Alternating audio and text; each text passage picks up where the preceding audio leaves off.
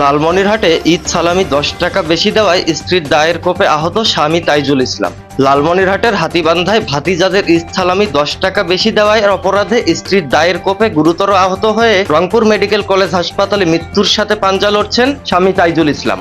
গত 11 এপ্রিল 2024 ঈদ উল ফিতরের দিন এমন ঘটনাটি ঘটে ওই উপজেলার নওদাবাস ইউনিয়নের চৌপতি বটতলা এলাকায়। বুলেটিন নিউজ অনলাইন অনুসন্ধানী টিমের সংগৃহীত অভিযোগ সূত্রে জানা গিয়েছে, ওই এলাকায় মকবুল হোসেনের পুত্র তাইজুল ইসলাম ঈদের দিন সকালে তার ভাতিজাদের 20 টাকা করে ঈদ সালামি দিতে থাকে। এ সময় তার স্ত্রী রাশেদা বেগম স্বামী তাইজুল ইসলামকে 20 টাকার পরিবর্তে 10 টাকা করে ঈদ সালামি দিতে বলেন তার ভাতিজাদের।